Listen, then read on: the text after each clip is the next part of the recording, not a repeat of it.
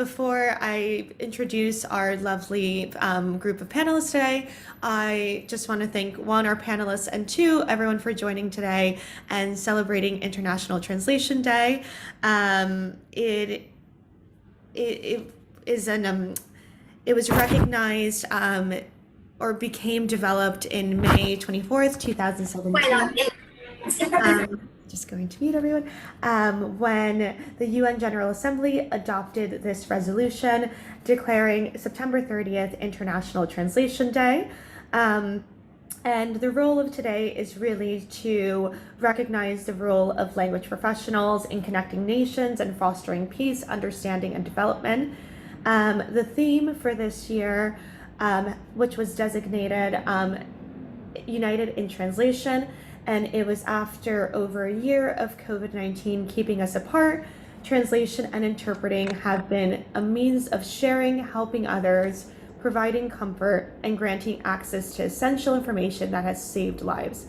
So what we would like to do today is pay tribute to the work of language professionals who play an important role in facilitating communication between nations and strengthening culture awareness in language learning. Just a little snip of whether you're, especially if we have students on here, whether you are interested in translation, are already in the realm of translation. It is certainly, translation has the presence of invoking a voice. And translation can be a launch pad for new work or for creative projects. And each book, each author, each project requires a different approach. And there is no single system that everyone agrees upon. As we begin a translation, we search for certainty or concreteness in our work, a reassurance that the appropriate word was chosen and that it will be well understood and well received by our target audience. This certainty cannot always be guaranteed, more than likely not guaranteed. The authors do not have the answers to each of our questions, and this is when our individual style as a translator follows its intuition. Ultimately, as translators, we are trusting the original text, and I'll leave it with this, words from Edith Grossman, which discusses the vital importance of translation in her piece that I will share separately in a follow-up email. And translation expands and deepens our world, our consciousness in countless indescribable ways. And I think the panel of women that we have here today, the connector is that each of them work as literary translators, but we also have some that are medical translators and interpreters, some that are poets, some that are critics, some that are writers. So although that is the connecting factor, it goes back to the theme of United in Translation, and how we all find our way back in a certain way. So I will stop there, and I'd like to first introduce Mercedes Gul. She jumped into translation while working in the book industry in 1990. Since then, she has been involved in different parts of the publishing process, editing, copy editing, proofing, but translation English into Spanish remains her main activity. With a degree in philosophy and literature and master's in translation studies, she has also gone into teaching, training translators at undergraduate and graduate levels in Colombia and Mexico. And from the depths of academic essay to graphic novel and self-help books, she has had the opportunity to explore the wide range of translation challenges posed by books in general. Among her almost 900 translated books are Lewis Carroll's Alicia en el País de las Maravillas, Julia Alvarez's De Cómo las Muchachas García Perdieron el Acento, Más Allá, and her Tia Lola series for middle graders, El Rapto del Príncipe Margarina by Philip C. Steed, From a Bunch of Notes by Mark Twain, El Único e Incomparable Iván by Newbery Medal winner Catherine Applegate, and the intergalactic graphic saga Descended, co-translated with Alfredo Vellagas. Welcome, Mercedes. I'll turn it over to you. Let me just continue. Thank you so much for being with us today and for sharing your stories, your journey through your career as a translator, and then also the readings you've selected. Thank you. Thank you very much, Stephanie. Thank you, Labs in Translation, for having me. I think I will start with something you asked us, which was in the end and not the beginning. And the question was if COVID has made a significant difference in our way of work. And well, I would say that yes, that this event that we're having right now is something that we have because we have been in confinement and exploring virtuality in the past year and a half. So I think that's one of the big advantages. Or for example, this year was the first time that I have been able to be in a presentation of a book I translated with the author, because I usually don't have that chance. And this year I could, and it was my first time with an author. So I was very happy to have that. That's the good side of the things that we have, the new things we have gotten since COVID started. In the bad part, well, I suppose that those of us who work with publishing houses, as I do with editors, publishing houses are my direct clients. They have slowed down production a little bit.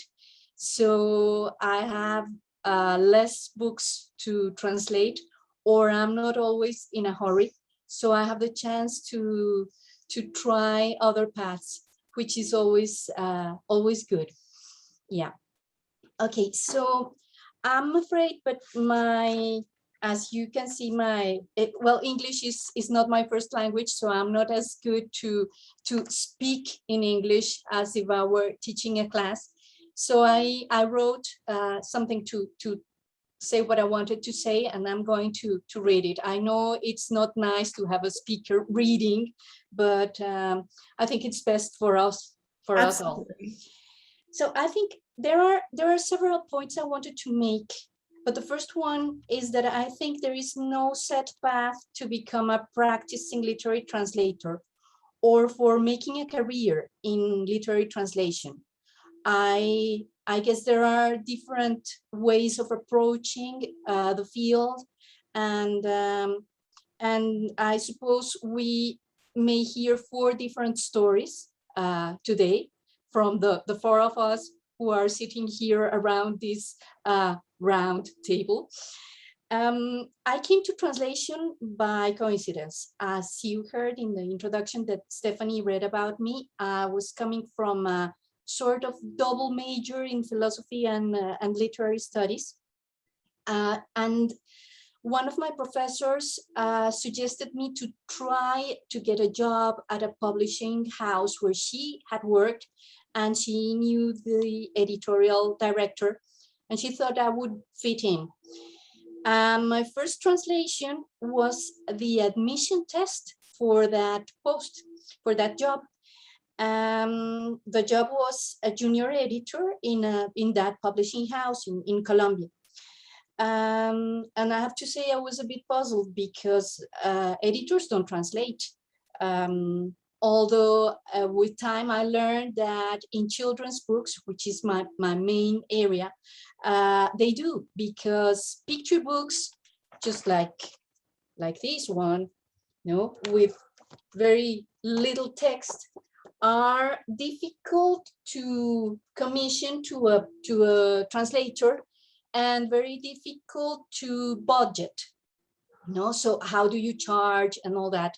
So they are usually made in-house by one of the editors. I was that editor. I translated children's books and picture books as soon as I got the job, and this one was my test.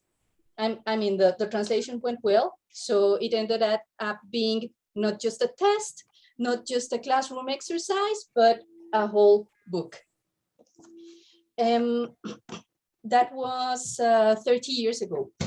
And the interesting part here is that for 2 years, I received extensive training in copy editing, in proofing, and in translation, because all my work was checked and revised by 1 or 2 of my bosses, my direct boss and editor and the editorial director.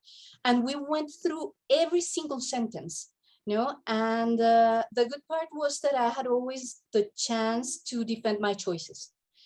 But I have to say that sometimes I was asked just to do it all over again.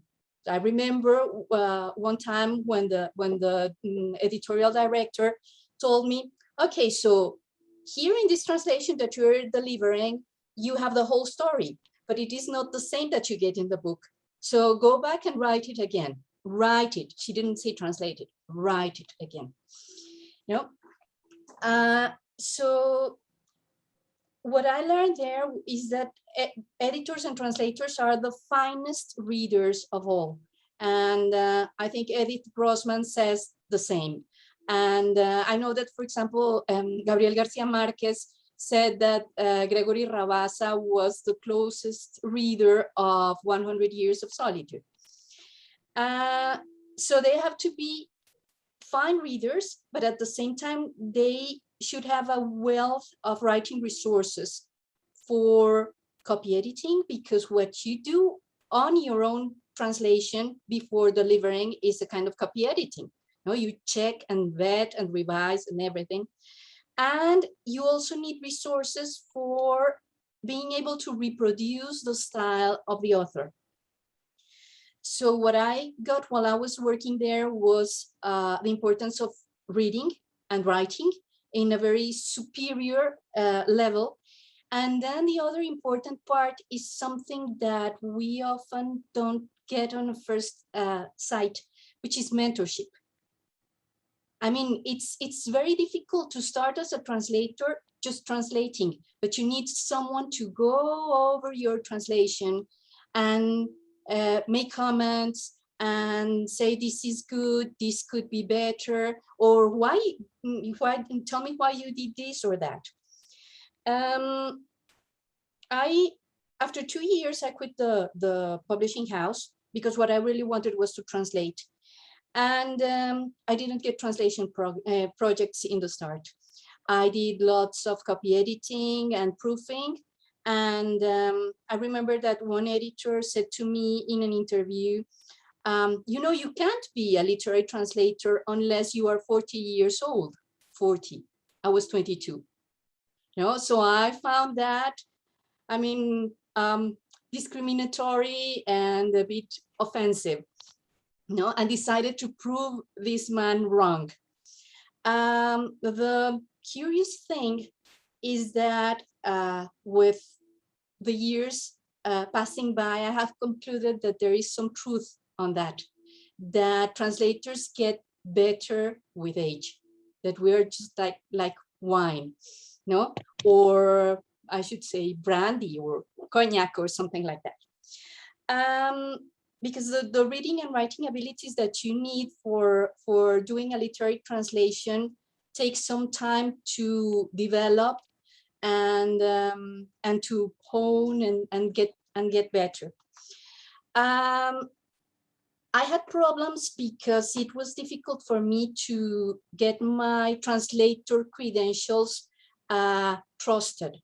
People just looked at my resume and they said, okay, you have this double major, but where is the language? And so I decided to study a master's degree in translation studies at the University of Warwick in the UK, because one of my professors, the same that had pushed me into the book industry, had worked and done some research with the founder of the master's program in Warwick, Susan Basnett.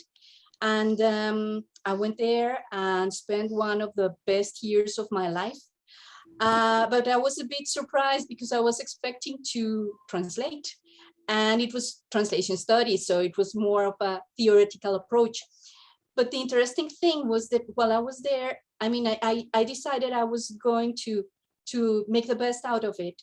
So I learned how to give a theoretical foundation to my translations. And that has been very important, because as a translator, you are not, you are not like in an isolated link of a chain, but you really need to know what happens before you and what goes on after you deliver your work. At least in the book industry, you need to know that the translation you submit is just like the raw book, or like the uncut gem that is going to get cut and finished by the rest of the people in the production process. So I already knew how the production process worked. So I could do my best to try and give some theoretical foundation, or a framework, a sound framework, in order to justify my choices and give reasons for all the things that I did.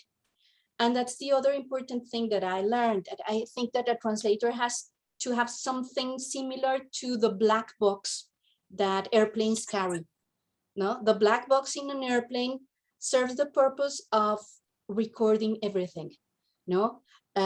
Both human and machine part of the functioning of the plane. So you can translate in an automatic mode. You need to know and understand why you do what you do.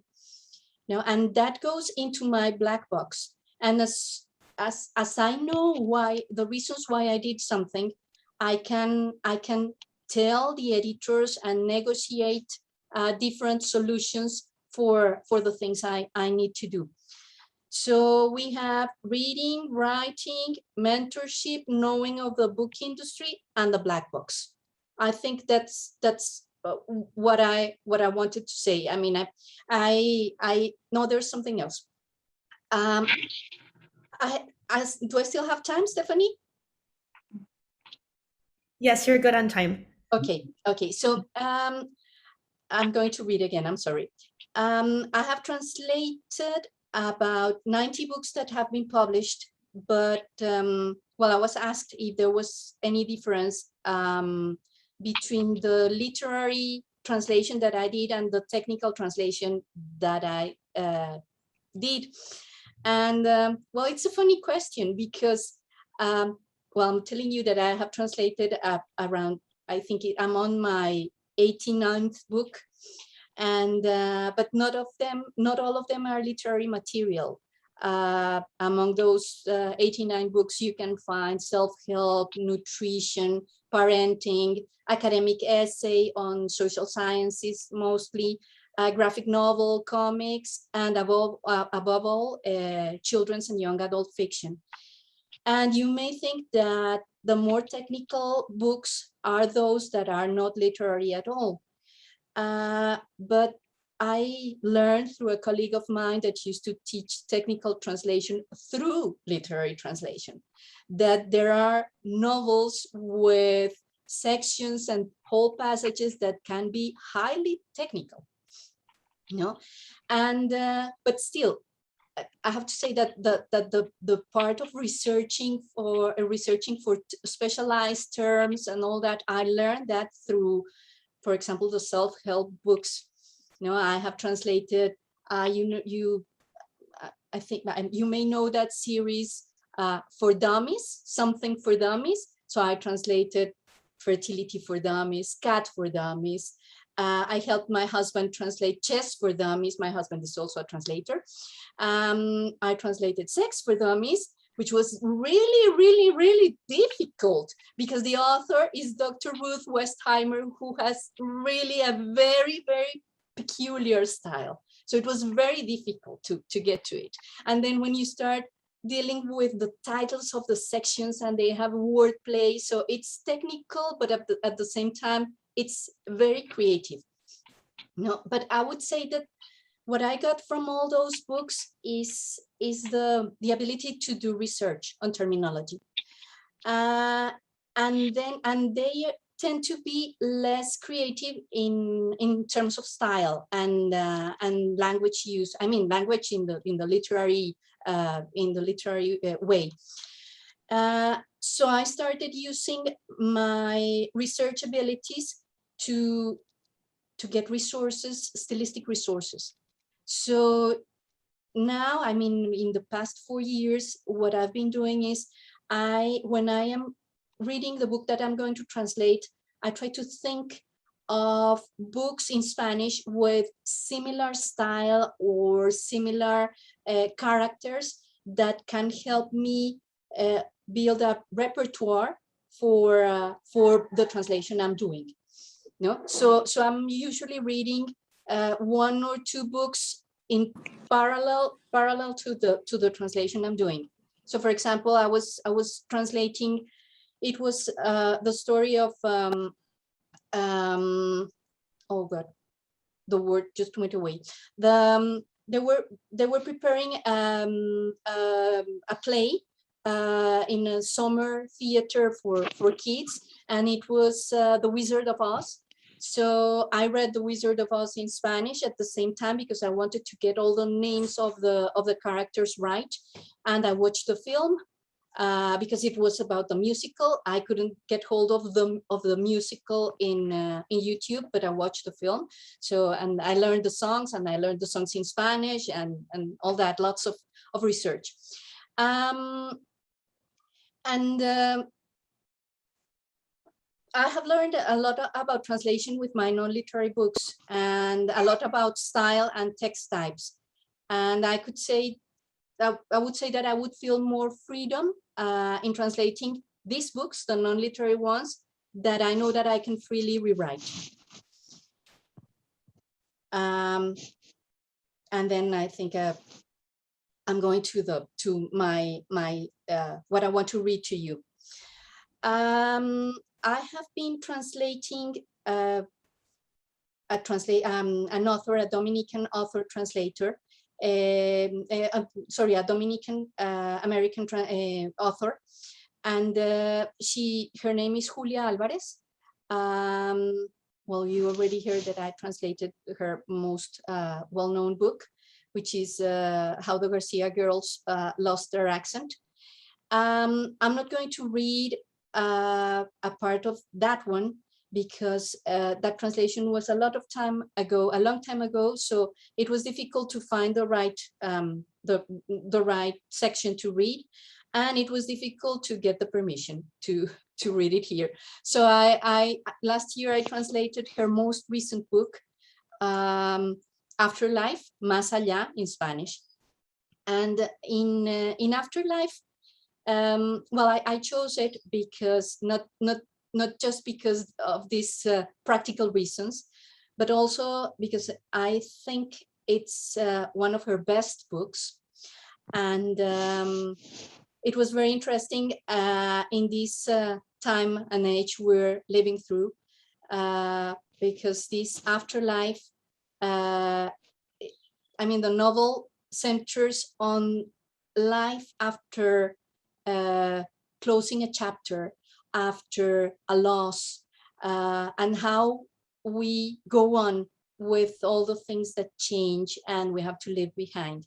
So we have Antonia. Antonia is the protagonist, and her husband has just died. The day they were going to meet to celebrate, she was retiring from her professorship at the university. And the novel revolves around that life after finding herself a widow and a retired professor with no classes to teach. And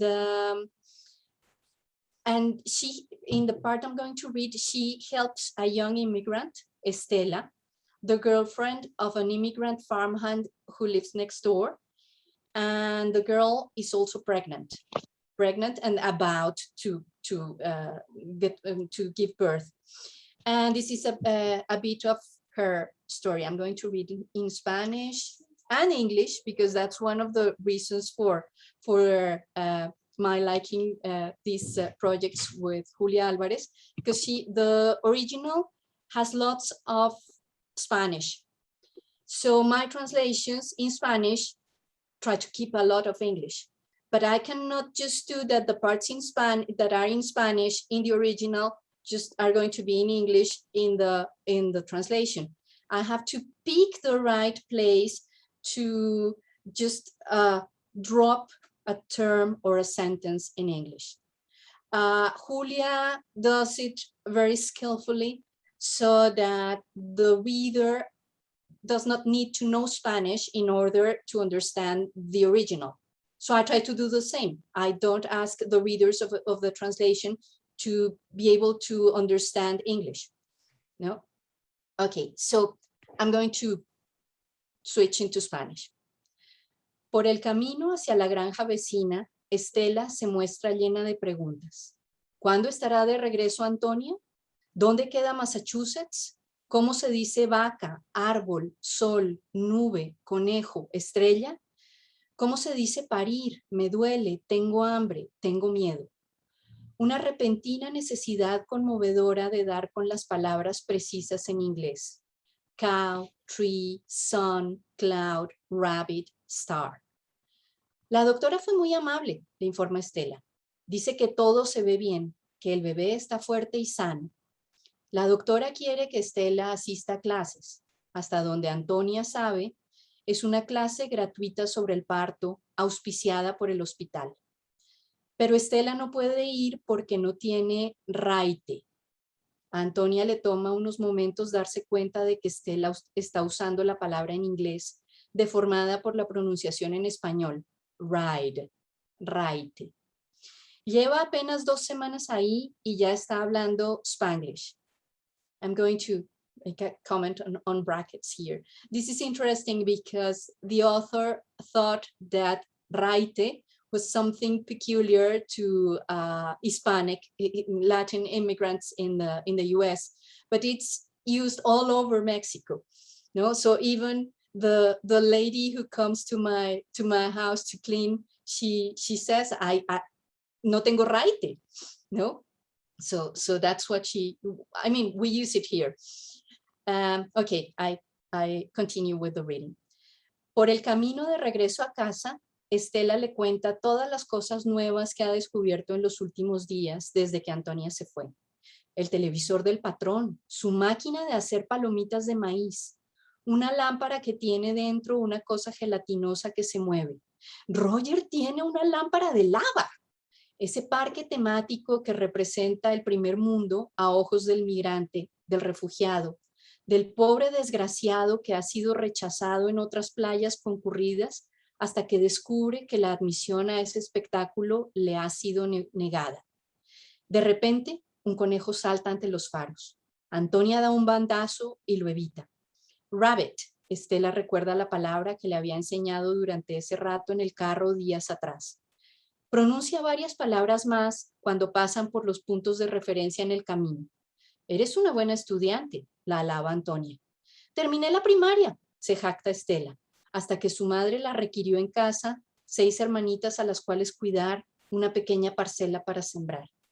Y estrella, Antonia señala una estrella en el cielo del anochecer para hacerle una prueba a su estudiante estelar. Pero Estela no puede acordarse de la palabra en inglés. Star, dice Antonia, igual que tu nombre. ¿Sabías que Estela viene de estrella? Star, repite Estela, pronunciando mal la palabra inglesa, que suena más bien como el verbo estar en español. Antonia se acuerda de un versito en inglés que le enseñaron para distinguir entre los verbos ser para algo permanente y estar para lo pasajero.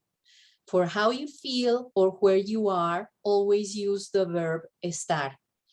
Star, star, star, practica Estela, riéndose cada vez que Antonia la corrige.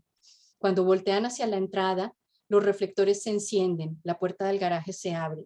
Estela aplaude encantada. El mundo del norte es mágico, sin duda. Bien.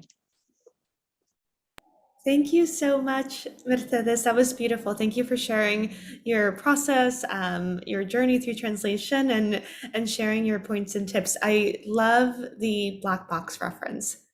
That's amazing, and I will certainly use that But thank you, thank you. And if anyone does have questions, we're going to leave all questions to the end. But that was so beautiful, and I also love that you said when you're doing a translation, you're reading two parallel texts. I love that as well, and just having your pool of network who you can contact and ask for their words of advice, and that concreteness that we're searching for but can't attain at all points. So thank you, Mercedes. No, thank you for Um, having me, really. oh, I'm really good. happy. And I'll read one comment from the chat that I thought was very sweet. It says, How the Garcia Girls Lost Their Accent was the first book I read in English about my identity. So grateful to be in your presence. Thank you. And next we have Zakia Hanafi. Zakia is she has her PhD in Italian Studies, minor in Comparative Literature from Stanford University, and translates nonfiction books and articles from French and Italian into English, primarily for academic and independent publishing houses. Her own research has focused on scientific literature in the 17th century. In the 2000s, she taught technical translation at the University of Venice in Italy. Before that, she was a professor of Romance languages at the University of Washington in Seattle, where she currently teaches technical communication and localization related courses. She is also a state certified medical interpreter, providing in-person and remote services to hospitals and clinics throughout the US, and a technical translator and linguistic quality control specialist for the medical devices industry. Welcome, welcome. I will pin it to you now, actually.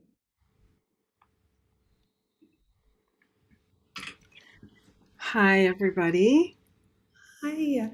Okay, so I just wanted to say thank you. Thank you for everybody. It's so good to be together and to celebrate what we all do. And sometimes I know translators feel lonely because our work is so intensely intense solitude. And so it's actually one of the reasons that I decided to pick up on medical interpreting again, because when you're translating, I'm sure we can sometimes, especially when you're doing, well, both technical and literary, the audience isn't there. They're not there to give you that response. And so there's times where you can be at home in front of your computer and kind of just feeling cut off from the world. Translators, for me, I'm not going to go in any particular order, I think, here, because this is such a personal issue for me and my journey in order to explain that, and the fact that I believe translation is one. So I love that united in translation theme. Because for me, whether I'm translating a literary text or a technical text, or I'm being a medical interpreter on the phone, or whether I'm teaching cultural mediation or localization topics, it's all about communication. It's all about connecting. It's all about, my tagline is transforming ideas across cultural divides, right? And so I feel very much like I am a bridge. We are all bridges. We are all passageways within these islands that are only apparently isolated, right? And I think one of the reasons that I became a translator, because I never thought I would, I was actually a music major and a dance major and all those kind of things. But my father was Muslim and my mother was Christian. And my father is a Palestinian Syrian immigrant to Canada. And when he came to Canada, for obvious reasons, he did not want to maintain his identity. And I think we can all understand that the Arab identity is very problematic these days in the West. And I think as a Palestinian especially, he felt the need to integrate. And at that time, there weren't the resources or the kind of celebration that we have now of our identities. So I grew up with a second language and a second culture that I didn't understand. I never spoke Arabic. My father never wanted to teach us Arabic. He wanted to be Canadian. That did change over time. But so I grew up with these two very, very different worlds in clashing. My parents divorced, and at the time my father was a diplomat, and so he started living in Africa, so I would go to Nigeria. And so there I learned as a young woman that even though they spoke the same language as me in Nigeria, it was English, that's not enough for understanding, because language is a bridge into all aspects of sociability, every aspect. And so I knew from a very, very young age that language is political, it is personal, it goes from the personal into the political and back again. And it is not just words on the page or in the air, but rather all the context, every nuance, the style, everything that goes around it. And so we know in order to translate or interpret or to be a cultural mediator, we need to kind of go beyond the surface, and yet outside it, we need to go very deeply into what does this word mean? What's the etymology? What is it to be accurate, right? If it's a technical term, especially. But if it's an idiom, what's the difference between the technical and the literary process, right? Accuracy for me is always number one, and more so, I think, than most people, because I have such a strong background in the technical.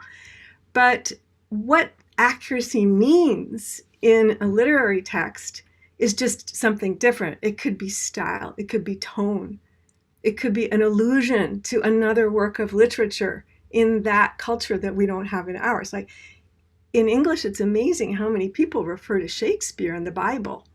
And Shakespeare and the Bible, those really aren't the same thing in Italian, my main language, because in Italian, all the references are to Dante, to the Bible, but it's going to be the Catholic, the Douay version, not the King James version.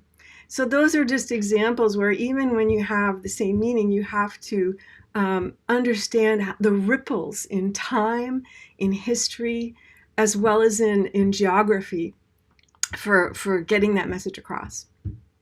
So I'm sure we all know that translatio means to bring across to the other side, translatio, right? And so for me, that's why I say I feel like I am a bridge. And when you talked about, let me see, did I write it down, where you said that translation is about peace, understanding, and development. Is that what the United Nations said, right? And I'm like, yeah, yes, that's what it is. Because every time we can make a bridge between one person and another, or two peoples or another, there's no question ever that is going to create more peace, more understanding, and more development. Because together, we're better, we're just so much better when we're together, right? And so language difference is a barrier, and then it's also that point of friction that leads to the kind of pearl in the oyster. And so every time we carry across, translatio, every time we carry across from one side of that shore to the other, something is born, something that's different. So that kind of takes me to I love your question, Stephanie, thank you for suggesting all these points, right? So that takes me to the question, like, what do you do when something is untranslatable, right? And of course, that's a huge issue in translation. Is everything translatable, or are some things not translatable? There's a great book, maybe you've read, by David Bellos called Is That a Fish in Your Ear? I can't remember, it's like Translation and the Meaning of Everything or something like that. And I love that book because he talks about the principle of ineffability and basically says, he's kind of the hardcore, no, everything is translatable. Anything that you can express from a philosophical point of view, anything that you can express in one language can be expressed in another. There is no such thing. There may be things left out or something, but it's always possible. And then I was thinking about that, and then I was thinking about one of my other very favorite books in the whole world by Yuval Harari called Sapiens, right, which is a short history of our species. And he says that from the moment that Homo sapiens' brain was developed, anything that we talk about now in nuclear physics or anything whatsoever, we could go back to the earliest Homo sapiens and we would be able to express that. We would be able to communicate with them. We would find a way of doing it. Whereas with a Neanderthal, and this may or may not be right, but the point is the illustration, that's not the case. We would not be able to communicate everything to a Neanderthal or to a cat or to a bat or to a dog maybe, right? And so that principle, I think, again, is what it means to be united in translation, is that when we adopt that principle of affability, that everything can be brought over, everything can be brought across to the other shore, then we know we're all part of the same species.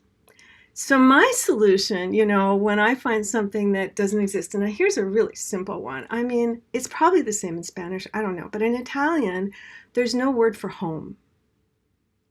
There isn't in French either. You just say chez moi, chez toi, and in Italian you say casa mia or mia casa. So home and house are the same word, right? Whereas in English, home is where your heart is.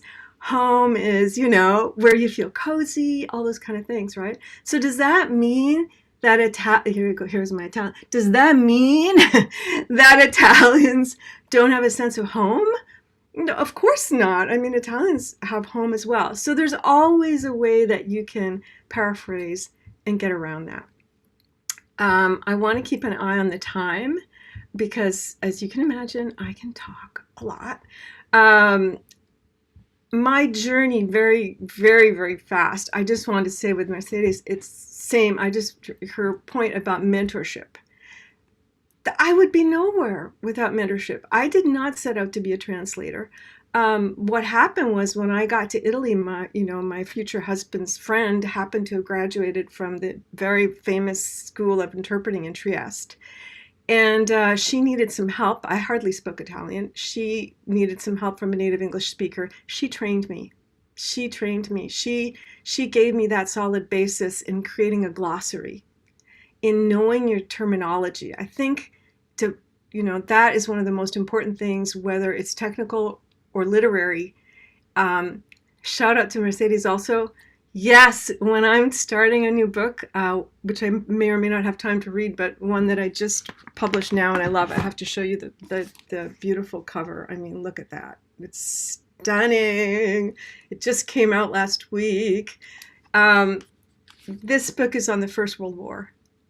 I didn't know Italian, what young men thought about their sexuality, their affections, all the cultural history of young men in the late 1800s to the end of the World War I. I'm like, I don't know anything about it. So I went on my World War I fling and I rented movies, I watched documentaries, and then I go to the library and I take out all, any book I can find in English, which is what I'm translating into, any book I can find that is about First World War. And to get that glossary, to get those main terms.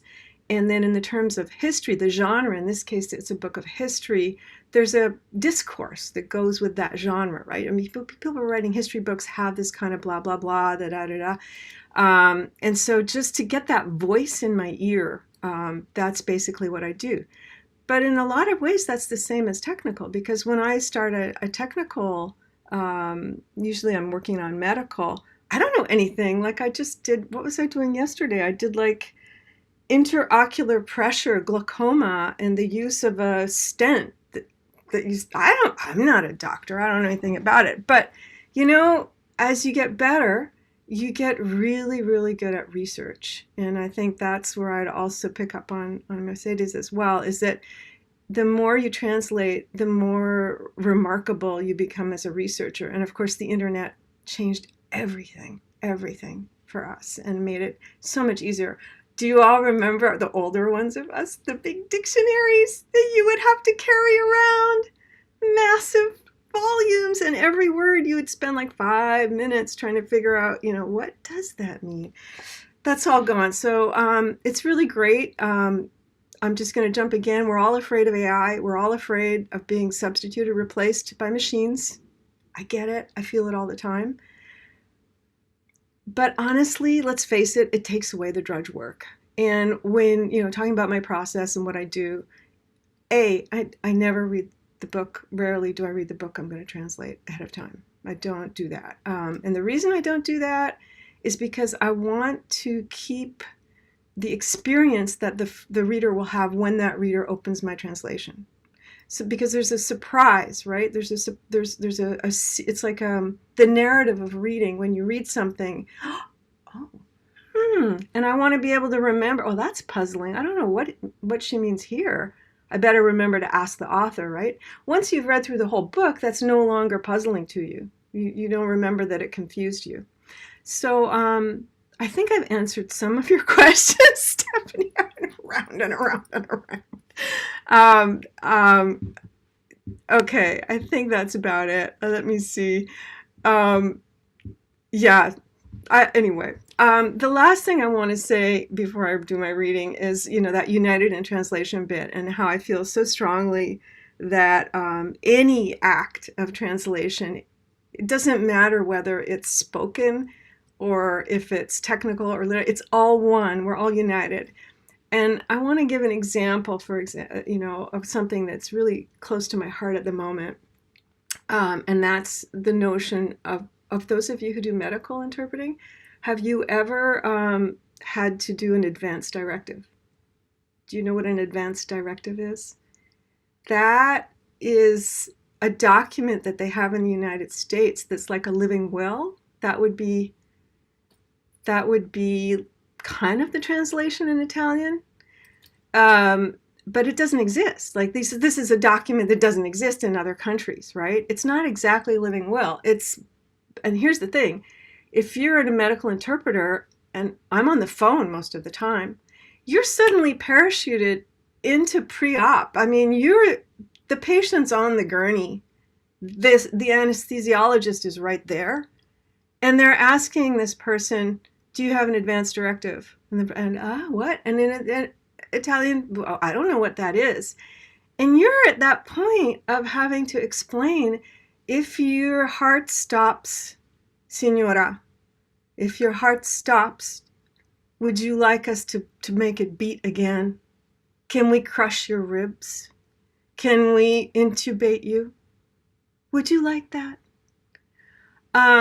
It's a tremendous moment, and it's happened a couple of times now that it's been so upsetting and so traumatic that I stopped taking calls. So at that person, my role is of such importance, right, to another person. It can be crushing, the responsibility. And yet you're paid so little, so very, very little, almost no money at all for doing this very important role. So I think it's really, there's so many things I could say about that. I've asked Notice, I'm a member of the Northwest Association. Can we please do a webinar as training just on the advance directive? But I just want to bring up that example because it shows that it's not about the words. I can say, direttiva avanzata or whatever, you can translate it. But that's not going to illuminate this speech act. That's the last thing I'd say. So every time we speak, every time we carry that meaning across from shore to shore, it's an action in the world. It makes a difference. So no matter how isolated, to finish off, no matter how isolated we might feel when we're doing our things, everything we do has a meaning because it makes a difference in the world. It's an act of love to translate because it means that you believe in communication. You believe that meaning can be communicated. That means you're an optimist and an idealist, and you believe that speaking together will make the world better. Okay. All right, so I'm going to, how much time do I have then? No time at all. No time. You're good on time, no worries. I'll just read, okay, so I'm just gonna read this great, I'll show you the cover because I love it. This is a book called Social Appearances by Barbara Carnevale. And what it's showing is a work by Andy Warhol. It's Edith Skull 36 times. And it's called A Philosophy of Display and Prestige. And I love this book. It's because it kind of flips over all of our way of thinking. That's what I love about philosophy, by the way, because philosophy is another language. It uses the same words, but it uses the language in such a unique way that it's like taking it. I mean, it's like taking a drug because it alters your perception. You're like, oh, I never thought of it that way, just by speaking that language of philosophy. And so what she does is she essentially says, yeah, gossip, celebrity magazines, social media, all of that's not important. That's trivial. We look down on all that kind of stuff. But in actuality, to understand what's going on today, to understand Trumpism, to understand why Facebook has taken over democracy, to understand all of those issues, the only way you can understand it is if you finally give importance to appearances, to the surface, to the despised, frivolous, frothy part of life, as opposed to always saying, oh, what's true, what's real is in depth. So she flips it around, and that's pretty cool. All right, here we go. I'll read it. So this is the beginning. It's called Life is Spectacle, Self-Display, Reflexivity, and Artifice. And it's called Compelling Appearances is the beginning of this. What we know about others and what others know about us are based essentially on appearances. None of us has direct access to the inner state of others, to their thoughts, desires, and emotions. None of us can present ourselves directly to others without resorting to a sensible mediation, to something that manifests itself to the senses and that can be sensibly expressed and perceived. Like all living beings, when relating to their fellow creatures, human beings have no choice but to take things as they appear. And, paradoxically, the more importance they give to the hidden reality, the more they focus their attention on the meaning of a gesture, on the ambiguities of a character, and on the mystery of a mind, the more they have to focus their attention on what is visible and perceivable to the senses. The reason human beings cannot communicate and connect with one another without resorting to sensible appearances is that there's no such thing as a disembodied mind. Perhaps because what we call mind, or soul, or spirit, or consciousness is simply an idea of the body or a particular way of living in and with corporeality. Be that as it may, one thing is certain: when bodies find themselves side by side, sharing a common space, their minds sense each other and they mutually perceive one another. When they're not in each other's presence, because they're separated in space and time, the senses, through their media extensions, are still what create relations through the exchange of perceptions and sensations. This leads us to conclude that as our first tools of communication, the senses are also our first social media, without which society itself would be neither possible nor even conceivable. The word medium, which in relation to the senses can also be understood as environment, atmosphere, or milieu, is primarily intended here as a means of communication. The senses are passeurs, ferrymen, go-betweens. They are bridges and doors, entranceways for the sensible that allow impressions from outside the body to pass inside it, and exits through which inner states are transformed into expressions. But they are also footbridges for the intersubjective bond, a sort of overpass that allows individuals to cross over the boundaries of bodily finitude, to traverse the spaces that separate them from others and unite with others. So that this metaphor does not lead us astray and to prevent any misunderstandings arising from the words impression and expression, we might as well dive immediately into what will become the main theme of this book. What I will call the medial dimension is what makes the opposition between inner and outer and subject and object possible in the first place. In other words, there are no such things as inner states or qualities that are givens from the outset and that only later are expressed outwardly. Like all mediums, the senses are a priori conditions that in making a relationship possible form not only the relationship itself but also its parts. In the same way that no distinction exists between inside and outside before there's a door, and no perception of the possibility for connection and hence for separation exists between two shores before there is a bridge, there is no individual interiority and exteriority before there are senses. Inasmuch as the senses are a priori forms of communication, they are also a priori forms of sociability. That is, they must be viewed as conditions of possibility for the social bond, without which no relation between individuals would be possible. This explains why it's impossible in human interchange to clearly distinguish reality from appearance and the inner from the outer. In the social reality, which is necessarily founded on relationship and mediation, depth always requires surface, and essence its own phenomenal manifestation. The way people appear to one another is the unavoidable medium of their mutual relations that constitutes the shared substance of the social world. Through its appearance, the eye addresses another eye and connects with it. Everyone who lives in the world is in actuality a public being.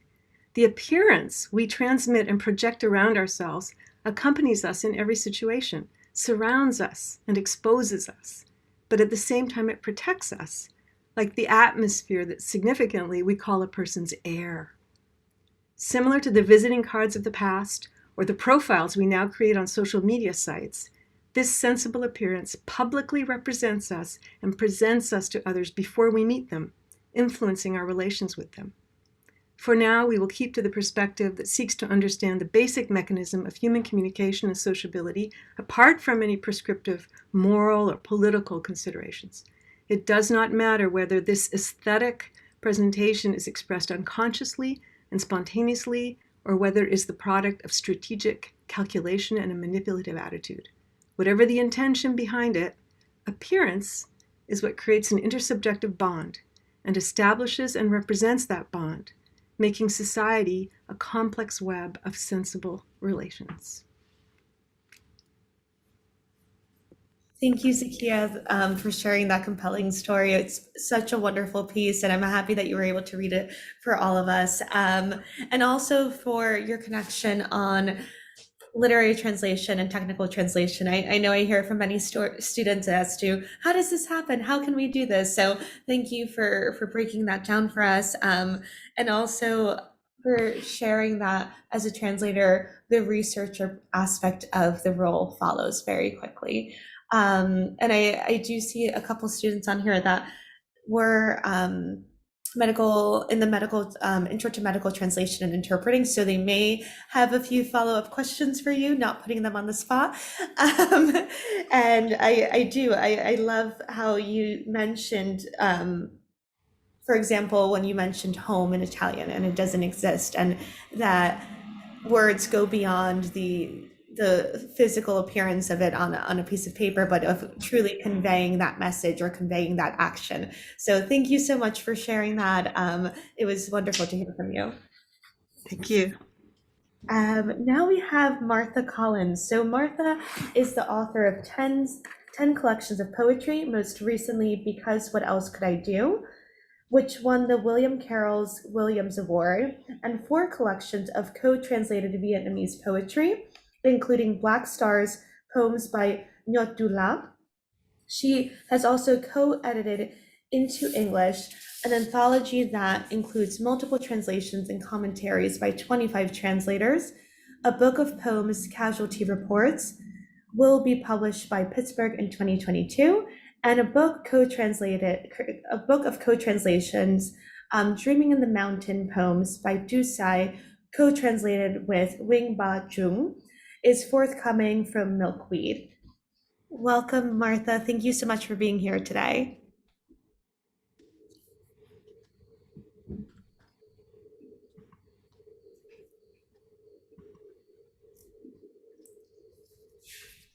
Thank you, Stephanie, and thank you, Mercedes and Kia, and I look forward to hearing from Lily. I was taking notes when I listened to the two of you, and I have a whole page here, and I will try not to add too much to what I had to say in response.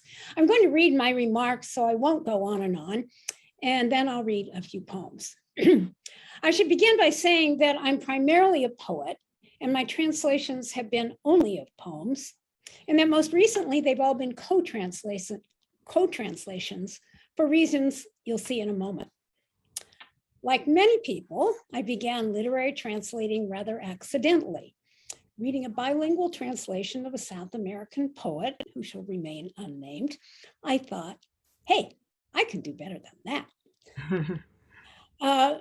But I so enjoyed the process that during the next few years, I continued to translate from Spanish, the language I knew best, practicing on Neruda, who I knew wasn't in need of translators, but it was great practice.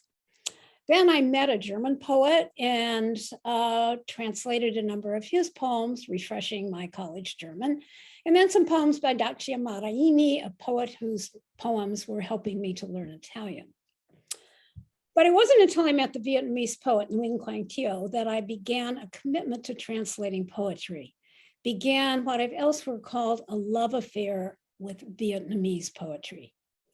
Thio was visiting from Vietnam at the William Joyner Institute for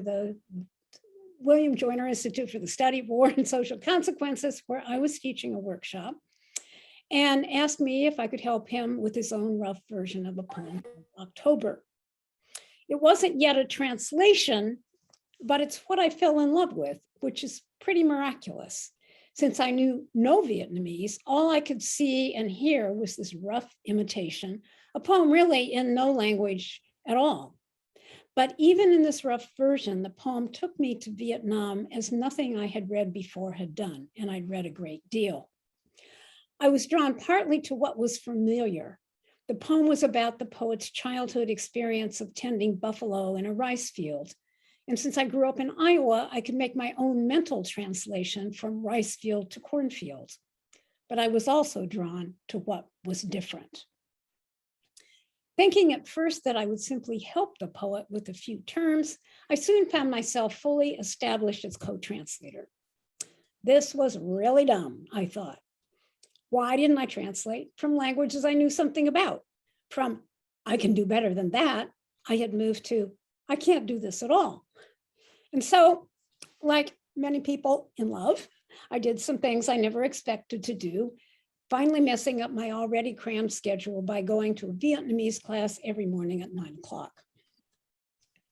In the 4 years after I met Thio, we worked by email on his poems. And in 1998, we published our co-translations in a book called The Women Carry River Water, the first complete volume of poems by a contemporary Vietnamese poet to be published in English. And I should say at this point that one of the things that has really kept me going with translating Vietnamese poetry is the need to bring Vietnamese poetry to people in this country. We fought a long war with Vietnam. I sometimes fantasize, what if we had known some of these poems about the people of Vietnam? Would that have made a difference? I have an essay somewhere called Translation as Social Activism. So since I was learning Vietnamese, just learning, I relied more heavily on Thio's rough versions than I did when I turned to co-translating my second Vietnamese poet, and my third, for which the author was my co-translator. Most recently, I've worked with a Vietnamese American poet who's been in this country for over 50 years. Our co-translations of poems by Vietnamese Buddhist monk Tuệ Sĩ will be published soon. And here I want to insert a word about COVID. My co-translator and I had been working on these poems for years. It was been a very fussy back and forth. His aim at accuracy and my aim at making it poetic, we often have to negotiate. But the COVID pandemic, which isolated us both, gave us the time to finish this book of translations. And I don't know if it would be done yet if we hadn't had that. So let me say a little bit about how my process of co-translating has evolved. In each case, my co-translator, whose native language is always Vietnamese, offers a rough translation of the poem we're working on. Meanwhile, I print out a copy of the poem in Vietnamese with lots of space between the lines. I read the poem aloud in my very imperfect Vietnamese to get a sense of how it sounds. I mark it up, noting rhymes, syllable count, repeated words and sounds, noting questions, comments. And I also note all the words I don't know or I'm unsure about, or words that I know have multiple meanings. And I should say I do use those big fat dictionaries still. And then I scribble possible meanings above the word, creating what is commonly called a trot. All the while and later, I'm reading. Good afternoon, how can I help you? Okay.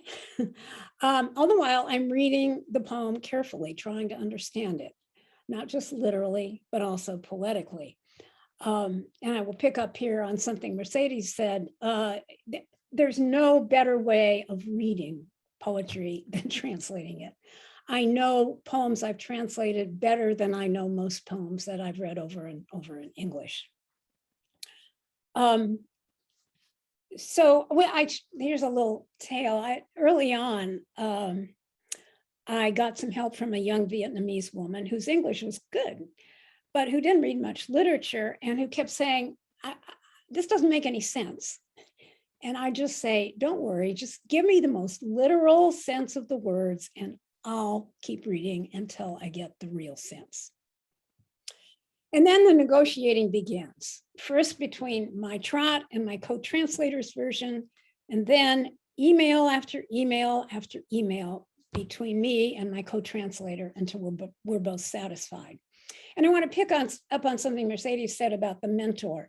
My co-translator is always, in some sense, a mentor, but both of us are always in need of a checker. And one thing I have found is that the worst people to be checkers for me are my fellow poets, because they want to say things like, I think you should cut that last line, or I don't really like that line about X, which has taught me something about the big difference between writing one's own poems and translating them. So this process between the two of us has been really quite wonderful. I'll say a few more words about a couple of aspects of that when I actually read the poems. We've been asked to consider how we deal with things that are untranslatable. And of course, this happens all the time with poetry. It's inherent in the process and it starts with a single word. Like mar in Spanish, sea or ocean, or buồn in Vietnamese, sadness or sorrow. This, of course, is especially true in English, which has, thanks to its multiple origins, enormous vocabulary. At the same time, other languages have many words to express what we in English consider to be not only a single word, but a single concept. That English, having dispensed with thee and thou, has only one word for you is an obvious example. And this is a particular problem in Vietnamese, which has multiple words for I as well as you. The words for I and you are kinship terms. So if you're addressing your mother, even if you're old and she's 90 years old, you still use for I the word of a little child, and the pronoun you use for her is mother. An interesting problem I came across with a particularly bad solution was a poem in which the speaker was using, the poem was using the you word, which is a sort of general you word. It can be anybody, the way sometimes we use you in a general sense. But because of one particular detail in the poem, the translator, who knew no Vietnamese, decided that that you was a sweetheart. And so instead of saying something about, as the poem says, hold you to my chest or breast, he pluralized the breasts and made the whole thing a love poem. Totally wrong. So answering the word problem in translating poetry also involves one another questions. If the poem's written in form, do you try to keep the rhyme scheme or the meter, or as in formal Vietnamese poems, the number of syllables per line? If you do, you're undoubtedly sacrificing something of the language of the poem, making it, as translators say, less literal, less accurate, more free. And then there's the question of syntax.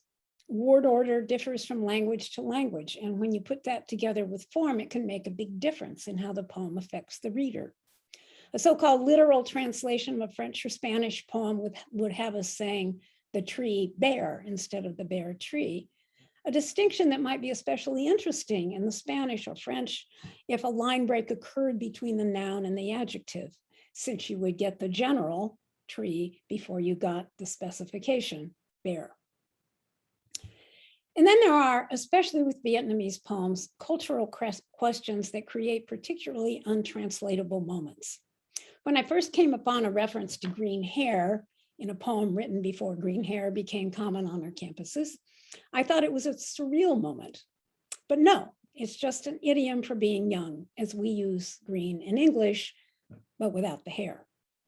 Or funeral customs that include particular foods on graves, something I found I had to explain by adding "for the dead" in the following lines, quote, "I am waiting for a song made of cooked rice and wild grass, and the sad boiled egg peeled for the dead today." As I was beginning to deal with all of these and other problems, I found myself teaching workshops in literary translation, multiple language workshops taken by English or creative writing students. Almost by accident, I began my first workshop by giving the students 2 translations of the same poems by Neruda, along with the original, and asking them to compare them. Chosen almost at random, the poem and translations proved to be the most valuable resource I offered. Seeing what different translators have done with the same poem immediately eliminates easy assumptions that beginning translators and non-translators often make, that there is a single way, a most correct way, or even a best way to translate a poem.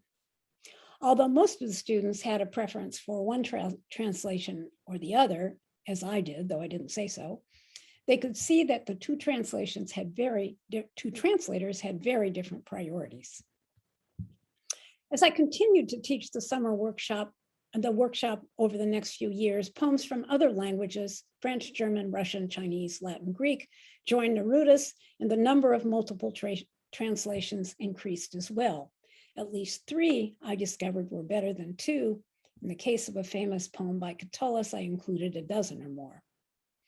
Soon I was asking my translation students to compile their own multiple translations of a poem written in the language in which they were working.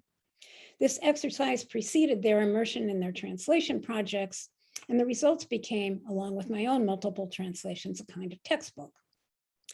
Years later, all of this led to a book of multiple translations, which I co-edited with Kevin Proofer, which Stephanie mentioned, called Into English Poems, Translation Commentaries, for which we asked 25 translators to choose a poem from the language in which they worked, and 3 translations, not including their own, and then to write a brief commentary on the translations. Though I haven't taught a semester-long workshop for a while, I would still ask students to make their own multiple translation packets. But I would welcome not only the compilations of multiple translations our contributors made, but also their insightful commentary about those translations. I've learned as much from them as my students learned from my packets, and I know I will continue to learn. Translations of poems are endless, and so are its lessons. So now I'll read a few poems with some comments. I've chosen one from each of my books and forthcoming book for reasons I'll try to address. First, here's that first Vietnamese poem I encountered by Nguyen Quang Thio. And one thing I would like to say about working with him and another author is that I really welcomed their generosity in talking me through not only the words of the poems, but what is behind the words. I had to learn in this case about what the water buffalo, how the water buffalo were being used in the fields. I had to learn about buffalo carts. I had to learn about funeral customs and many other things. And my co-translators, who were the poets themselves, were incredibly generous about sharing with me. The first version that I got of this poem, as I said, wasn't really a translation at all. It was based to a large extent on English Vietnamese dictionaries, and it included the word stooks, which is much more common in British English than American, and cowboys, which of course had American connotations that the author wasn't aware of. So here's the poem in our final translation. October. Smoke from rice stubble burnt by boys tending water buffalo after harvest carries the taste of October into my heart. Once wind rose up through stubble and made a magic song.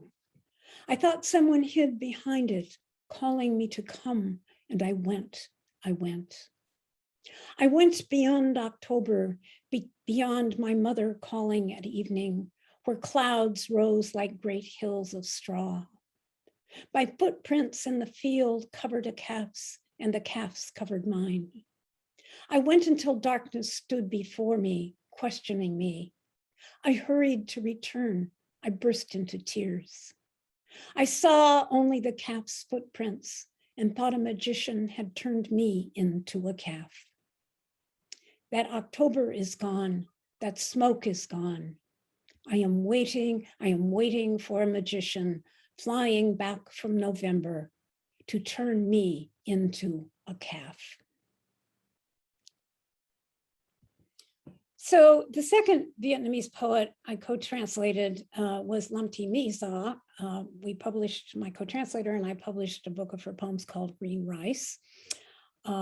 She was born in 1947 and therefore experienced what many Vietnamese call the American War. Misa knew very little English, and fortunately I had as a co-translator a Vietnamese American woman, Thuy Dinh, who came to this country as a child in 1975 and had majored in literature before she became a lawyer. And I'll pick up here for a second on something Mercedes said about similar texts. Thuy Dinh, because she had this background in literature, was great about referring me to similar texts in English. In several instances, she would say, you know, this reminds me of a poem by Emily Dickinson. And I would say, Similarly, the author of the poet I just talked about helped me at some point by saying that he had written a particular poem thinking about Walt Whitman. So similar texts. This is a poem that required my co-translator and me to find out what camphor trees look like so we could adequately represent them. And it also involved me, as many Vietnamese poems did, in the process of what I've come to call translating emotion. After 1,000 years of war, Vietnamese people appreciate sadness in a way I think that we Americans often don't, involved as we sometimes are in what our declaration calls the pursuit of happiness, which is not to say that Vietnamese people don't appreciate joy as well. I should note for the last stanza of this poem that Lam Thi Misa lives in the city of Hue. Row of camphor trees. Often when I feel sad, I come here by your side, O vault of camphor trees, my green paradise. The leaves are bright green discs, the trees sow jade in the sky, and wind falls like fruit, whispering into the distance. Walking beneath the trees, I know I'm not a child. The trees go taller each day as I grow older. Regret changes nothing. The yellow leaf, it falls. The yellow leaf is a door shutting earth from sky.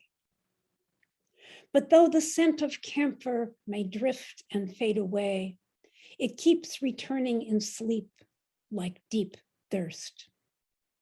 There's a row of camphor trees that holds me here in Hue, a row of camphor trees that greens my sadness. And I think in the interest of time, I will skip to the most recent poet that I've co-translated, who is Thuy Ce, a Buddhist monk who lives in Vietnam, but was imprisoned for 14 years after the American War. The poems have spoken increasingly to me as our own country becomes so politically divided. But I also had to learn a great deal about Buddhism before I could really appreciate the words of this wonderful monk. And my co-translator has been a wonderful mentor. So I'm going to end with a very, very short poem by him that suggests the beauty and power of words and speaks to us all here, I hope. Practicing cursive writing. Tea smoke swirls away morning dew. Cold wind strokes the floral paper. The hand gently lifts the pen. The heart floods with music. Thank you. Thank you, Martha. That was beautiful. What a beautiful text to share and to end on. And also, thank you for sharing your love story for Vietnamese and for Vietnamese poetry. I love that comparison, and it's true. Having that love for language really does. I think every translator has it for their languages. So thank you for that, and also for sharing the process of co-translation. I remember our first chat together, and you mentioned to me, "Oh, I'm an odd duck. I do co-translation," and I thought it was very interesting. And I know many students are interested in that realm. So thank you. Perfect. We'll now go to Lily Meyer, and she will be our last. Let me just remove this pin. Here we go. So she will be our last speaker today. So Lily Meyer is a writer, critic, and translator from Washington, D.C. She is the translator of Claudia Ulloa Dunos's story collections, Little Bird, and Iced for Martians. Lily is a PhD candidate in fiction at the University of Cincinnati. Her short story translations have appeared in the Brooklyn Rail, Contraviento, Electric Literature, Joyland, Latin American Literature Today, Make, and Tin House. Welcome, Lily. Well, thank you so much for inviting me, Stephanie, and Zakia, Martha, and Mercedes. Thank you so much. That was very fun to listen to. And also thank you to everybody who's still listening. I know being on Zoom for, at this point in the pandemic, more than 10 minutes can feel awful. So I'm happy that you're all here. I think I'm in a unique position in that I am the only emerging translator on this panel. Technically, emerging translator just means that I have only published one full book of translation. My second one is coming out in 2022. Emotionally emerging translator means that I still have only the most tenuous idea of what I'm doing. I'm very much still figuring out the translation world and translation industry. So to those of you who are students trying to figure it out, I am very much with you. It can be very baffling. I am somewhat more established in my life as a translation critic. I write book reviews for a whole variety of outlets, and especially at NPR, I really focus on translation. I work very hard to review books translated from as many languages and as many regions as I possibly can. I love criticism. I have always loved it. However, I couldn't help laughing when Zakia talked about the loneliness of translation, because trust me, compared to criticism and compared to fiction writing, translation is social. When I'm writing a book review, I have to isolate myself from other opinions because I'm easy to influence. If I want to protect my own impression of a book well enough to be able to explain my thoughts, I need to not know what anybody else thinks, which is terrifying, right? Because the review is then going to go on Twitter, and what if everyone disagrees with me? So in comparison to that frightening self-isolation, translation to me feels social. It feels automatically collaborative to be able to write somebody else's work. I have been especially lucky in that I have only worked with writers who are very, very interested in collaborating with me. So I came to translation, like everyone else, accidentally. I was reading in Spanish in order to preserve my Spanish, which I had worked very, very hard to learn, and picked up a copy of this really odd little story collection, Pajarito, by Claudia Ulloa Donoso, who is Peruvian but lives in Norway. And within about, I would say within 3 paragraphs, I was in love with it. By the end of the first story, I had decided I need to learn how to translate so that I can translate this book. I wrote Claudia basically a crazy fan email asking if I could be her translator. No, at that point, she was little known. She was not translated. And so she agreed. Over the intervening years, that was 6 years ago, she has become rightfully much better known across the Spanish-speaking world and in several other languages. But she has also, maybe because I was her first translator, always been very, very willing to work with me. When I'm working on one of her stories, I just finished the manuscript for our second collection, which is coming out next year. And when I'm in the middle of a story, she and I are emailing every day. We're texting all the time. Often we're FaceTiming, which means in essence that I do not run into issues of untranslatability with her. Although her work is tonally very challenging, she has a very odd sense of humor. She mixes the surreal and the real at will within a sentence, and frequently denies that there's a distinction between them. So her work is quite hard, but when I have an issue, after a certain amount of time, rather than deciding that something is untranslatable, I text her and say, what are you talking about? Or how much of an asshole is this guy? Or in a million different ways, what do you want me to do? And we figure out the solution together. I've been extra lucky in that I have a very similar relationship with the other writer I am now working with, Maria Jose Navia, who I met through Claudia. Maria Jose is Chilean, but was educated in part in the US. She's very influenced by American fiction writers, especially by the sort of minimal realists of the 70s through 90s. She really loves people like Raymond Carver. Those are not my literary influences in my own fiction writing, but I know them. I know often who she wants to sound like. So if I run into a problem with her work, which often in that case, the problem is that she writes such stripped back sentences that if I have an extra syllable, it can ruin the sound of an entire paragraph. If I run into that kind of issue, I can text her and say, hey, Carver would do it like this. I want to do it like this. Look at these options. Tell me if you hate one more than the other, or if you hate them both. And because she is both kind and honest, sometimes she says, oh, I like it your way. Sometimes she says, Lily, these are both awful. Try it again. And we go from there. So a lot of times, because I have these great relationships, I think of translation as a form of friendship that happens mainly on my computer. I do also think of it very much as a form of advocacy. Martha, I'm very interested to read your translation of social activism essay now. In two important senses, I consider translation advocacy. One is literal. I, as the translator, am my author's advocate in the market. I'm with Little Bird, the collection that Claudia and I just published. I did as much work as her agent did in finding us a publisher. I did as much work as our publicist did in finding media, finding opportunities, making sure that the book was getting into readers' hands. I felt very responsible for doing that, not only because I love Claudia's stories and wanted people to read them, still want people to read them, but also because I made a commitment to her that I would take care of her work in the United States. I promised her that I would do my absolute best. That begins with creating the best possible translation, of course, and that's the most important thing I could ever do as a translator.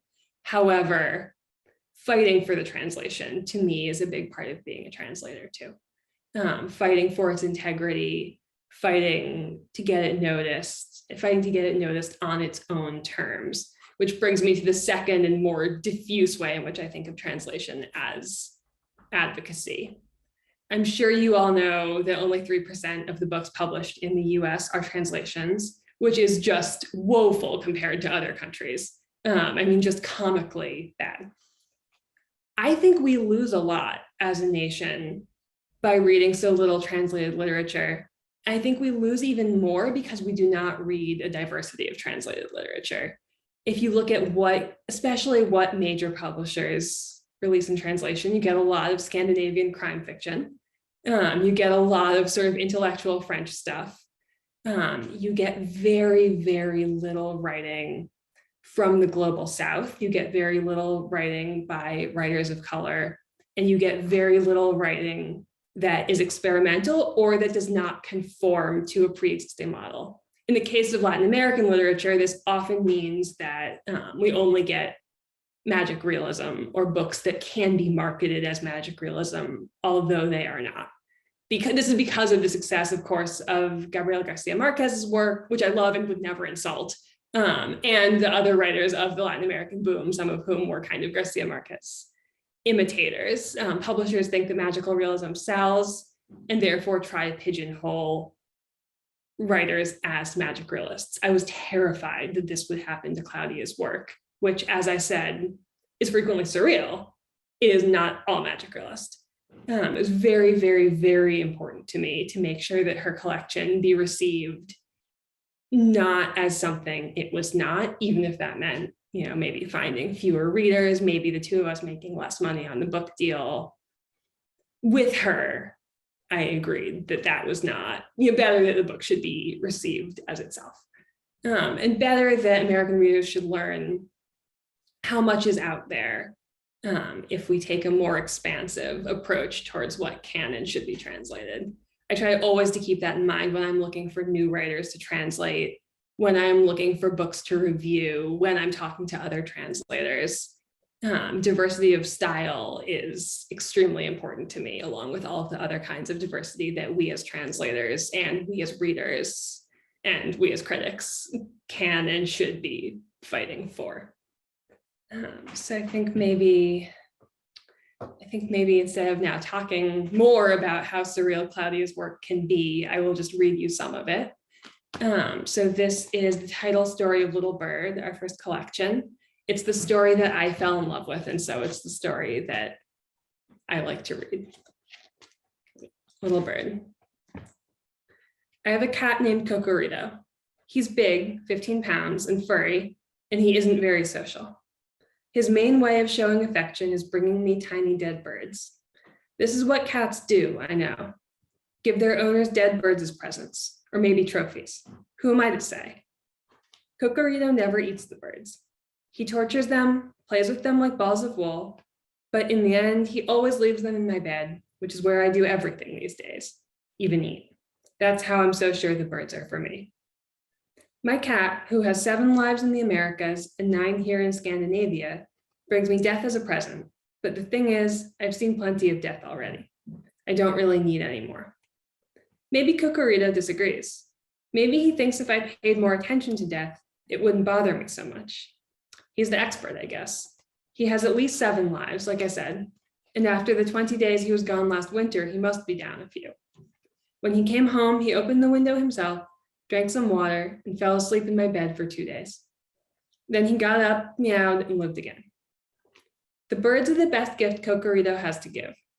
Maybe he wishes he didn't have to deliver them in their death throes, beating and panting and flapping, all ing, and then suddenly past tense. Or maybe that's the point. Maybe my cat wants me to understand that lives, except his, end in just a few seconds. Well, I get it, Cocorito. No repeats. When I find a bird dying in my bed, I wrap it in damp paper towels, leaving its head uncovered so it can breathe. I warm the bird in my hands, clean the blood off its wings, stroke its feathers, and try to open its beak. When it dies anyway, or when I find one that's already dead, I make a shroud out of Kleenex and bury it outside, or at least take the bird under the birch trees and hide it in the dry leaves. The 2 bus is the only one that will get me to the center of Bordeaux. It passes every 27 minutes, starting at 6 in the morning.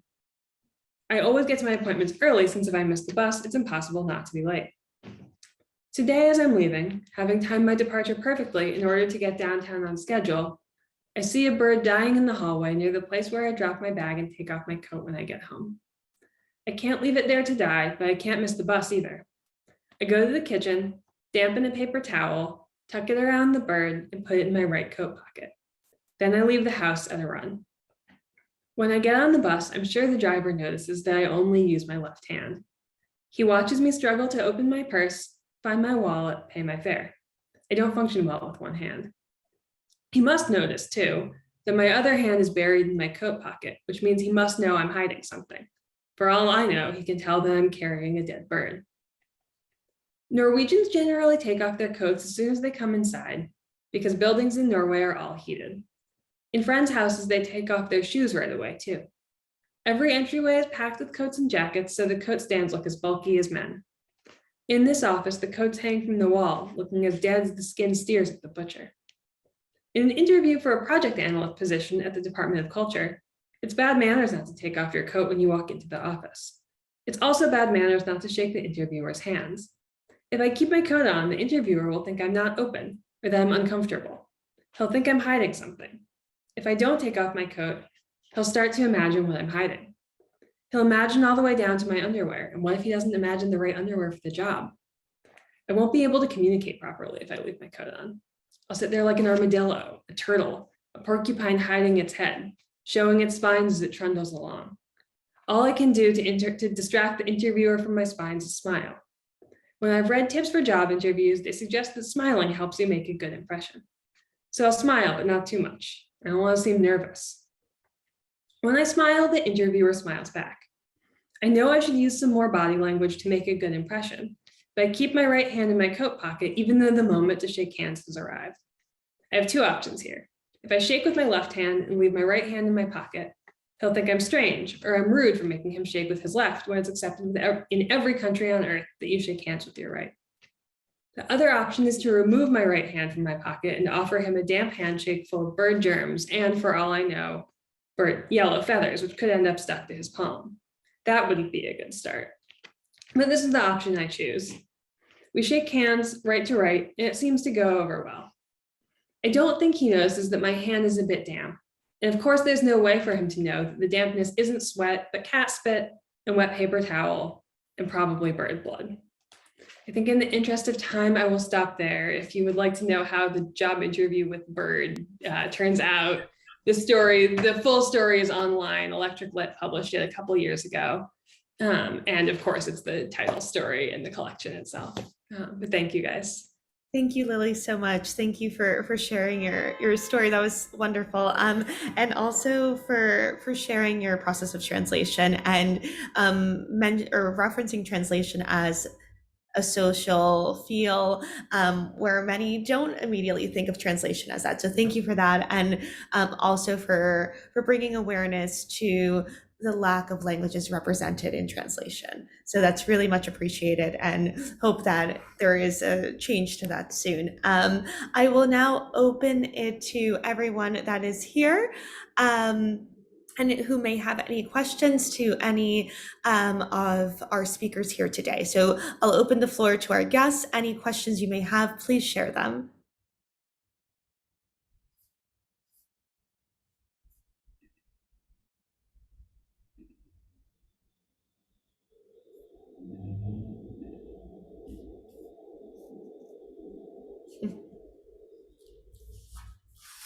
Okay, well, I do have, I can certainly ask a couple questions. And of course, we'll also use this time that if you do have anything that we haven't touched on when you were speaking and you'd like to bring up now, please feel free to do so. One thing I would like to ask, and this is for Zakia, I know that you mentioned your role as a linguistic quality assurance specialist.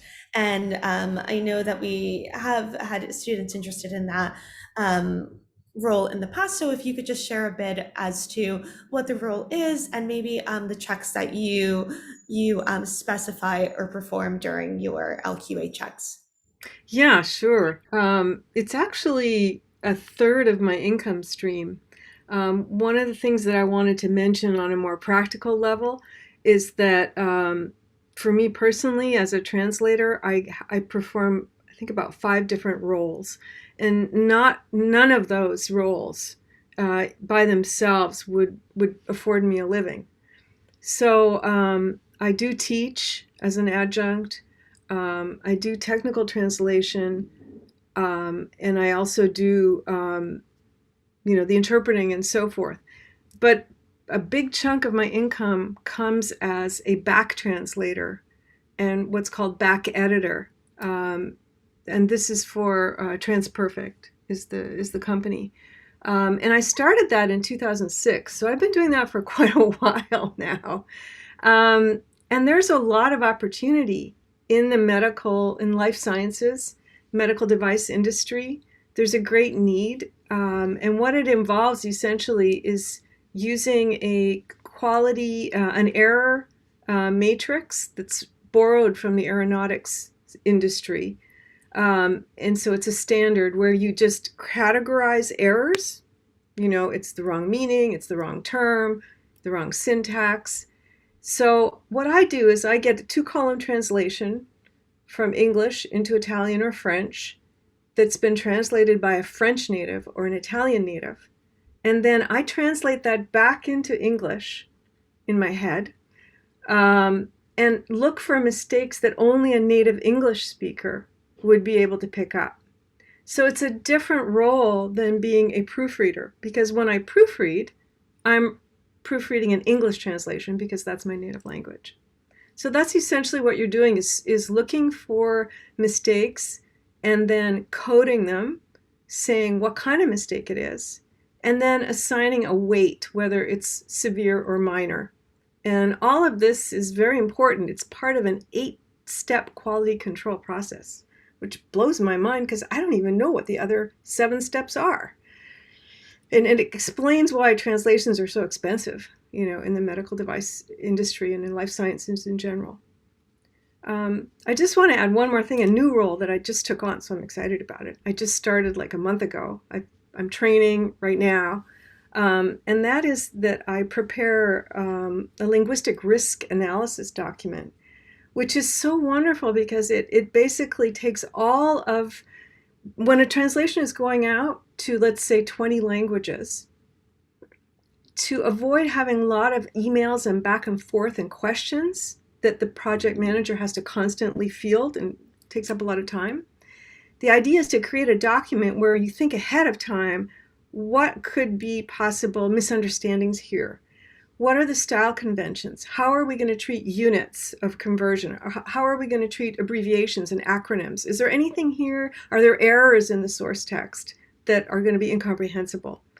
And it's really hard. It's really interesting. It's such a puzzle. So I have to put my head and think, okay, having translated all these years, what are the things that would stop me or that would be ambiguous, or that might require a client query? And so that's another role I'm doing now in quality control. Incredible. Thank you so much for sharing that. And especially just of the different steps and some that are known or unknown. So thank you for sharing that. And I'll open this to the rest of the panelists. If there is, I know there's always that discussion of when do you feel the translation is complete or finished? And it's a heavy and it's a loaded question. But I'll open it as to, I'm sure you felt differently for each specific text that you've translated, but I'm curious as to if there is maybe a translation ritual or a certain specific moment in your process of submitting a translation that you recognize, I am finished here, I can move on. So I'll open that up to whoever is willing to respond to that. Can I start? Sure. Well, I can tell you how it is for me. It is easy. The thing is, I have a deadline. I have a deadline to meet. I am usually going over the latest draft on the very same day that I have to deliver the translation. So I'm not sure I could say the translation is finished and I can move over after that. It's just, it has to be finished. It's over. No, I don't have more time. So this is the best I can do, and I have to submit it now. Two of my books translations from a long time ago have been re-edited. Yeah, they have new editions last year and this year, and it has been weird to go over them and just find things that, oh, I'm not very happy, or I'm not very happy with some changes that the new editor made to the translation. But well, I suppose we have to live with that. There's no other way. It's there, and I can just write an email saying, well, you know, in page 53 you did this that was different in the past edition, and I'm not very happy about it, and explain the reasons, and yeah, that's it.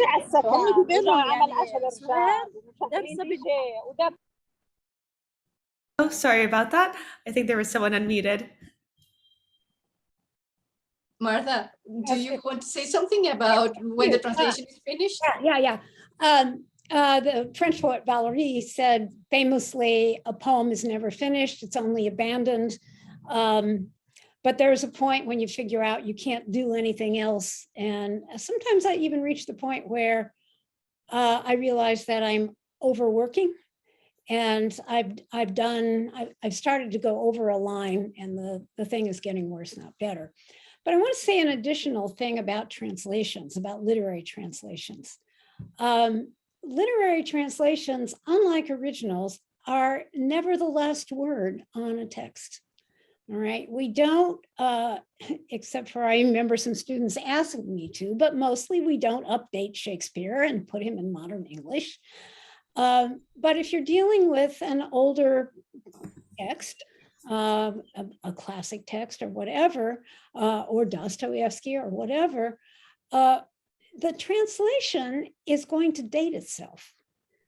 Okay, you could, one of the things I do in a translation workshop is give students a sort of chronological series of translations from, say, a Latin poem. Whatever is sort of poetry at a given moment is how that poem is going to get translated, which is why translations, literary translations, they can be wonderful in their own right and stay with us, you know, but there's always something more to be done, because a dated poem in dated English, translation in dated English just doesn't fly. So it's a particular question with translations. Thank you, Martha. I'm going to see, does anyone else have anything else to share, or that they would like to mention? Yes, I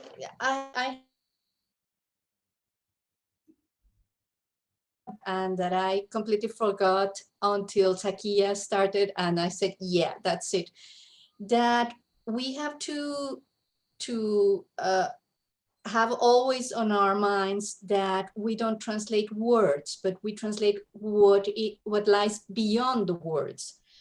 And it's not just in literary translation, but in all sorts of translation. So if we don't understand, if we can't picture what is behind the words, we won't be able to translate them. Yeah, and the other thing that I wanted to say is that I really envy Lily's experience in translation along with the author, because I never have the chance to work jointly with the author. So I guess that's wonderful. Yeah. Thank you, Mercedes. Lily, I'll ask you actually if you'd like to share a bit more about working with the author, or anything that you'd like to share. I love it. I love it so much that I have resisted translating anyone who is not alive. I think I would have to be offered more money than translators are generally offered to be willing to do that. And really, I'm even in some ways exempt almost, I would say, from the question of when is a translation done. Because to me, a translation is done when the author says, okay, yes, that sounds like me. I recognize myself in that. And I should say that while Maria Jose speaks absolutely perfect English, Claudia absolutely does not. She spends most of her life in Norwegian while being a native Spanish speaker. So English is not exactly her top priority. And we still have this very close relationship. And she still always is able to tell me, okay, yes, now it sounds like me. Now you got it. And creepy in some ways. It can often feel like I'm trying to do ventriloquism, but also there's no greater compliment in the world, as far as I know, than a writer saying, yes, okay, you got my work right. You really made it sound like me. So yes, it's just a huge privilege to be able to translate the way I have translated. I love it, and I hope I can keep doing it always. That's wonderful. Thank you for sharing that experience, Lily. And thank you to everyone that's joined today. I really have enjoyed this. And I think, we did squeeze so much into so little time, but I hope that while doing that, we were able to honor translators and to celebrate what translators do on the day-to-day, and what it is to be a translator, and what the future of translation holds for each and every one of us and those still interested and wanting to learn more. So I'll end with the thought of, the knowledge of languages and the knowledge of knowing a new language at any point in life is just for us to be able to have knowledge to more. And it just allows us to maintain or explore cultural sustainability, language sustainability, which certainly for me personally hold a very special place in my heart.